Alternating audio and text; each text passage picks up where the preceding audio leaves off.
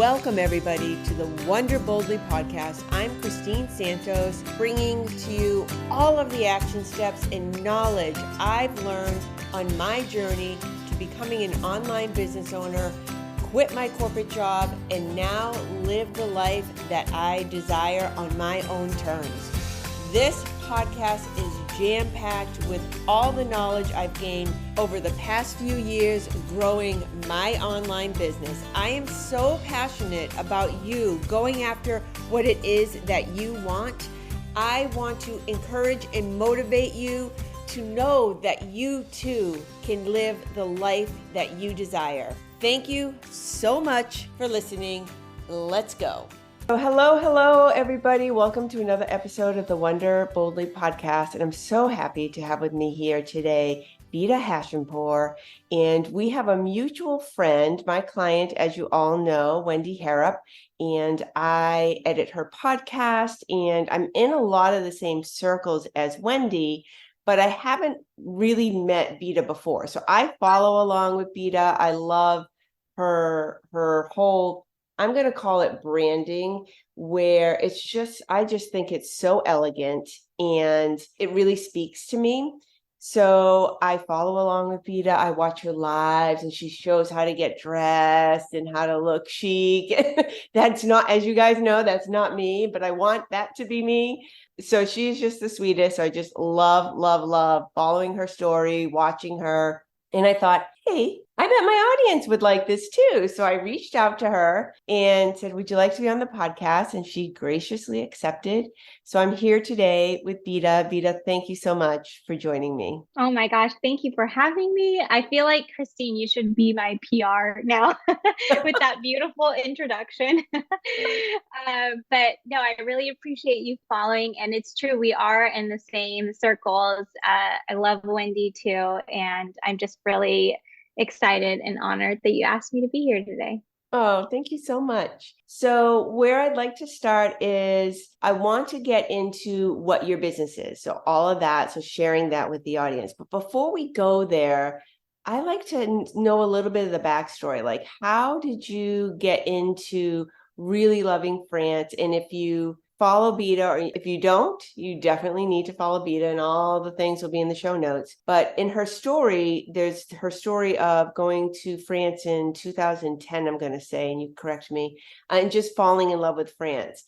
So I even want to know like a little bit before that, like, how did you decide to go to France? What was the draw in the first place? Yeah, so it's really funny. First of all, a lot of people ask me, are you French?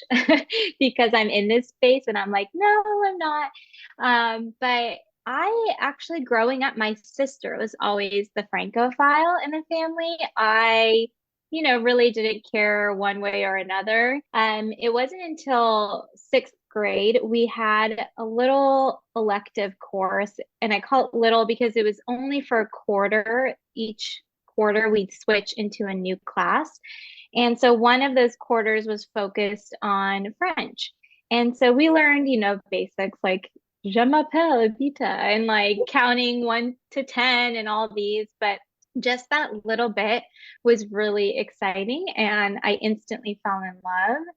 Unfortunately, though, in school, in the rest of middle school and high school, we didn't have any more French available in my area, and it was just Spanish. So I enrolled in Spanish classes, and that was that until college. When it came time to choosing an elective course, I decided to enroll in French class. I thought, why not? I took Spanish, and now I can finally, build upon the French. So I enrolled in French, and simultaneously, my best friend at that time in college was applying for a study abroad program in Paris. And she ended up getting approved. It was for a year, a little bit more unique than some of the typical exchange programs. This was a little different. She was studying at the Sciences Po, which is like a very prestigious school in Paris. So I was really excited for her, but she was there for a year, and she invited me in 2010 to come visit her over our winter break. And I thought, well, I miss her so much. And why the heck not? I mean, Paris is definitely somewhere I've always wanted to see. And I was really lucky that my parents were able to help me out with buying a ticket. And I flew, it was all very last minute and fast, but I flew in December and stayed with her for about 10 days. And it was in those 10 days that I became a true Francophile and pretty much obsessed with all things French. So that's kind of where that love was born. And does that friend still live? Well, she was studying. So did she go back to France? Is she living there? Yeah. Living in the States? So she kind of had a typical American story in France in the sense that she did meet a guy, funny enough, at the end of the year. But she did have to come back for a year to finish up school. And then she basically made it her mission to find a job in France after school. And she did. And she moved to France and she's been there ever since. She's married now and has a little baby boy and doing very, very well there. Oh, wow. So when you were there, did you see her? Oh yeah, yeah. We hung out a lot and it's funny, we have one of those friendships too where we just every time we see each other, we pick up right where we left off Right. and it feels like no time has passed. Oh, that's such a great story. Oh my gosh. Okay, so thank you for that. So that helps and sort of understanding like there are these different, I call them seasons. You're a lot younger than I am, but like there are these important moments in time that happen in our lives, right? So that was one. So your friend was there starting to invite you and you go out, right? So you didn't realize at the time, right, how this would all turn out. So yeah, so tell us a little bit about living in Paris and what your brand is all about and what your mission is. Yeah, of course. So when I first started, it was mostly about the food. I mean, I came back and had such a great experience eating out with my friend that I basically dove right into French food and French recipes and taught myself how to make all the classics. And more than that, really tried to simplify the recipes because a lot of what I was using were either recipes that were written in French from French food sites, almost like the French allrecipes.com. And then Julia Child's book, of course. And Julia Child, I love her. She's amazing. She created a masterpiece, but it is, you know, some dense material to go through. It's not like the modern day cookbook with pretty pictures and everything. So I was using that and I thought there's got to be a more simplified way to do this and write this. And so that's what I started doing with my French food blog, Mon Petit Four. And once I did that, at first it was just sort of like a hobby thing. And then I saw strangers started commenting on the blog and using the recipes. And it sort of clicked in place because at the same time in my day job, I was working in basically e-commerce in the fashion industry. And I was in charge of their social media content and blog. And so I knew that you could turn a blog into a business. It's just that I hadn't approached my food blog that way until, like I said, I started getting traffic to it and I realized, hey, like this could be something. So then I changed my intention with it to monetize it and started posting much more consistently. And over time, that's evolved with my trips to France to also include other parts of the French lifestyle other than just food. And I think particularly after that year of living in France, the idea of really slowing down, putting ourselves first, taking care of ourselves. I know self-care, that word gets thrown around a lot, but truly the real meaning of it and how you can apply it in modern day has become more and more part of my mission. So right now, I really focus on creating a holistic French experience for my subscribers and sharing how you can have a joyful, fulfilling, pleasurable life, but still also meet all the other responsibilities and demands that we tend to have in modern day society. I love that. And one of the things that you talk a lot about, and it's such a good reminder for all of us, is slowing down. So you talk a lot about the different, French lifestyle, and you were saying, when they eat out, they'll put down their fork and knife and they'll chat. And then when they're eating, they'll be eating. So it's much more intentional. And I think about, I hear you saying those things, and I think about that in my daily life. Like, we're running around doing whatever we do, appointments and work and whatever, all the things. It's like, why do we have to feel so rushed all the time? Like that feeling of being rushed, like I think we put it on ourselves a lot. And sure, of course, sometimes where you have to get to places and all the things, but generally speaking, I think it's just something that we have grown up that way, and we just rush because it's sort of inherent. But if you stop and think about it for a second, you're like, I don't really need to feel rushed, to be rushed. And I love that aspect. Can you talk a little bit about that? Oh yeah, it's exactly what you said. I think we grow up with the culture of, if you think about it, from your first day of, probably, I wouldn't say kindergarten, but first grade, you get a little agenda book in class, and you're encouraged to fill this thing out and be really diligent. And that eventually evolves to sort of a hustle culture in the States, as well as this culture of always planning out things and having these really tight schedules. And it's just these packed schedules. And we've learned to normalize that. And I think that it's like you said, when you take a moment to just stop and reflect, about your day, even, and you think about, where did I stop to take a moment for myself, to really just like sit down with my cup of coffee and enjoy that, versus drinking it as I'm standing at the counter, prepping breakfast and making my to-do list.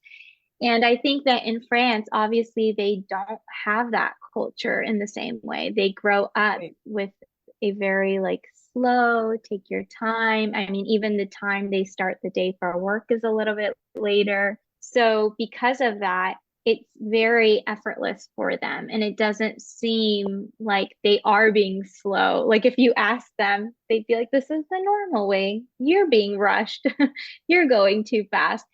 And I think, like you said, just the example of putting your fork and knife down, it's such a small thing, but it requires such effort as an American to stop and think to do this. Like I have to consciously remind myself that, just because that speed, it's built into our routines. But you know what? The great thing about a habit is, even though a negative habit can be formed, it can also be changed. And you just have to be patient with yourself. And like you said, set that intention each day, remind yourself to try and do a little better each day. Yeah, I love that. You also have a membership, right? So you have the blog. Tell us a little bit about the membership. Yeah. So like I said, the blog started out mostly around food, and the membership came to me because I basically saw people were actually responding to my welcome emails. Anytime someone subscribes to my email list, they get a welcome email. And in that welcome email, I talk a little bit about my backstory and how I got into the French niche and fell in love with France. And I started getting replies back like all the time of people who were sharing just how much they loved France and how they were so excited to find my blog. And it made me realize that this space is actually a lot bigger than I thought it was. I was pretty much like the only one, other than my sister, among our family and friends who was such a Francophile. People would always be like, well, you're going to Paris again? Like you don't want to go somewhere different. And they didn't really get it. And I had all these people emailing me who got it. And so I realized there was this need for a community where I could gather these like-minded people over this shared interest and offer that space for them to feel safe and share with each other, but also use it as a platform for me to promote more of what I think and feel is the most ideal way to live your life, which is very aligned with the French lifestyle. So right now the membership exists. It's actually going to reopen doors next month. So that will be available. And then for individuals who want to work with me more one-on-one for their goals that they have, then they can do that through a coaching container with me. Oh, nice. Excellent. And also tell us a little bit about the trips. Yeah, so those are really fun. They started out as something that I only offered to my members in Everyday France. Basically, they are trips, curated trips that I plan out in France, where you just show up to Paris with your suitcase, and I plan out the hotel, the restaurants, the activities, the transportation, all of that. So you don't have to think about any of that. And I use the connections and basically knowledge that I've gained from living there and traveling there so much to make sure it's a really special and over the top, like the most magical version of Paris that you could experience. That's what you'll get. And more recently, I opened it up to other people outside of the membership. So my members still get a really nice discount, but it's open now to others as well too. And I have one coming up this December that's going to be in Paris and Strasbourg, and it's supposed to be just the like Hallmark version of a French holiday. So I'm really excited for that. Oh, fun. And how many people typically are on the trips? Yeah, so I keep them really small. They're usually 6 to 7, including me.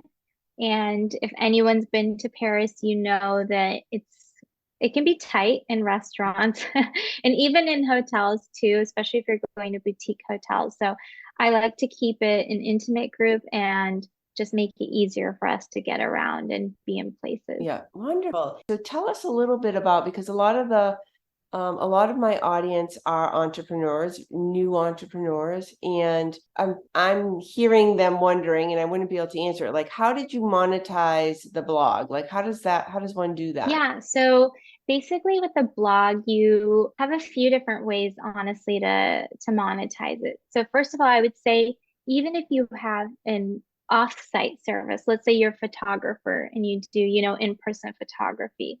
A blog, when you optimize your content for search engines, which is called SEO, you can draw in traffic and customers into your site to just even learn about your brand and what you offer. So I always recommend to people to have a blog on their website, even if their intent isn't necessarily to blog in the way of making money just from that.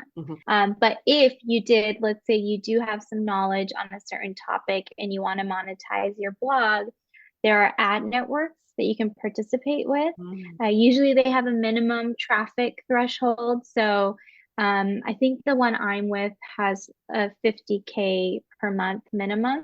But once you meet that, they accept you into the network and they strategically place ads on your site so that every time someone's visiting your site, you make a little bit of income from that. That can be incredibly profitable in itself if you have a lot of traffic. Otherwise, you can also use that traffic, whether, little or a lot, it just depends on your niche and what you're blogging about, to work with brands. So for instance, as a food blogger, I've worked with like Le Creuset and partnered up with them to have their pots used in a blog post where I maybe made a recipe with their pan and I showcase the benefits and features of their line. And so that's called the sponsored post or sponsored campaign. You see a lot of like influencers do that on Instagram too. But it can be done in any kind of niche, not just food. And that's also a very profitable way to monetize your blog. But I really do encourage anyone who wants to make a start online, whether it's working online or promoting their offsite, like I said, offline business, to start out with a blog, because Instagram, Facebook, all of these, they can go away one day. It's not yours to own versus a blog you own, and more importantly, your email list you own. So I would definitely focus my attention there. Thank you. Yeah, that's great. And okay, so you've got the blog, you have the membership. You know what? We didn't talk about the TV show. Oh yeah, Yeah. joie de vivre. Yeah. Yes. Tell us a little bit about that. Yeah, so I am really good friends with Mimi, the owner and creator of the Joie de Vivre TV network. It's a streaming network. Right now, it's available online. Soon, it's in the works that it'll be available through an app, so you can access it hopefully through like your smart TV. Otherwise, you can just do what I do, which is mirror the content from my phone. But yeah, so the network, it's similar concept actually to my membership in sort of promoting the French lifestyle, connecting people to France, even if they're not there. But it's all in video format. And basically, there are a variety of hosts on that network, myself included, who have our own shows. Mine is called Everyday French Living. And basically, I share all things French lifestyle on my show. There are some hosts that only do cooking or only do fashion, beauty. There's even, if you don't know her already, Chrissy Consolet, one of my favorites. She reads books in a sort of book club show, and she just has the most soothing voice. I love watching that and listening to her. But it's really made for the person who loves all things French and wants to feel like they're in France all the time, even if they physically can't be there. Right, right. So I've watched yours. So I subscribed when it first started.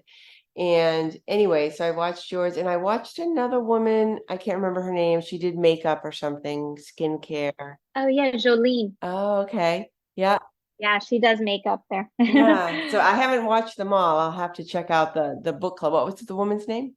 Chrissy Consolet. Yeah. So that's Yeah. so fun too, right? Now, are you going to continue to do episodes? How does that work? Yeah, yeah. I mean, I have like such a crazy schedule right now of content that I have to make, but I try to add a new episode every now and then so that there's some new content there.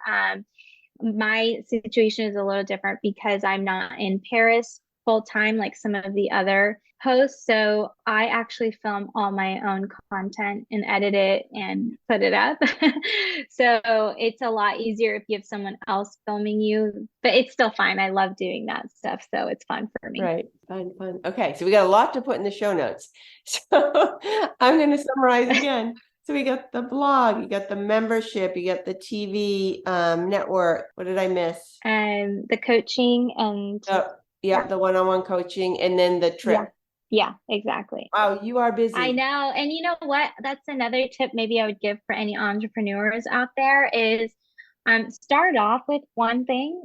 It's important to do that and do it well, but also don't be afraid to, as you go on, diversify your income streams because just like a investment portfolio where you like to have that diversification, you want the same thing in your business too. So it sounds like a lot, and it is, but I have all these automated systems in place right now because I slowly worked my way up to this model. So it's not as crazy as it seems. Right.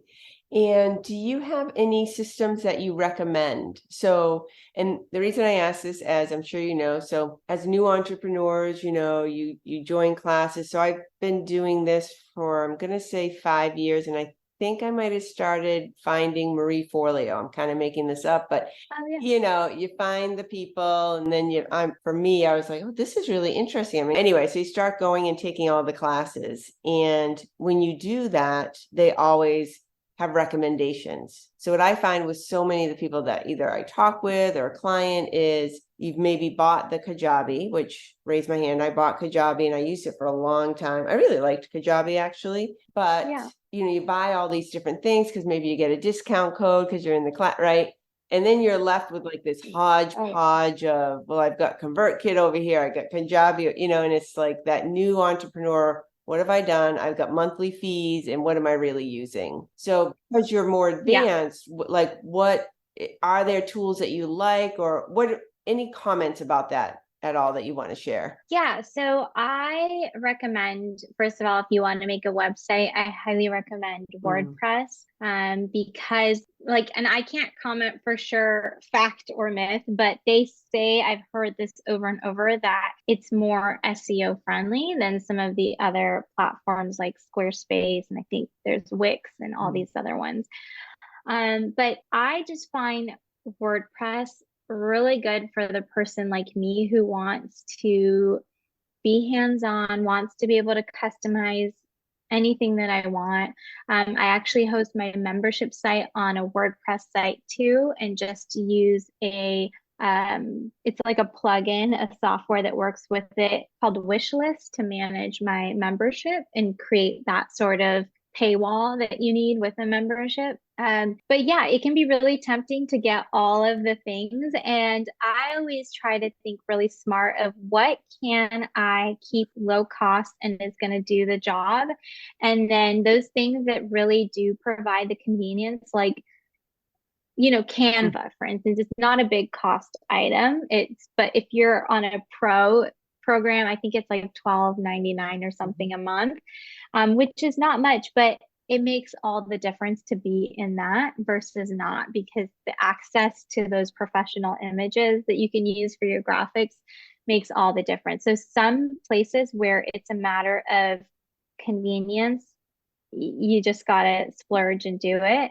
I would also say one thing that I've learned over time, and it's often hard for entrepreneurs to do, is to delegate and hand off work. And it's really easy, especially in the beginning. You may be strapped for cash, or maybe you're sort of just wanting to be able to do everything yourself, and you become like a jack of all trades.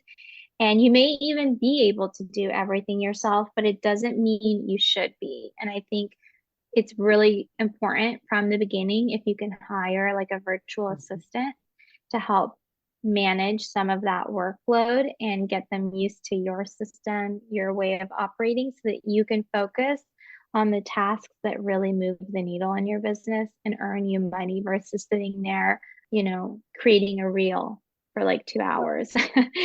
Reels are good, Instagram's good, but that's usually not what brings in the sales in your business. Right. So you have to do the things only you can do, and then hand off Exactly, the rest. right. And it's so funny that you said that, because I started with Kajabi, and again, I loved Kajabi, but I am now WordPress all the way. And a friend of mine, we call each other our biz besties. Somehow I think we met in Amy Porterfield's class. I don't even remember. Anyways, and she was on me for years to do WordPress.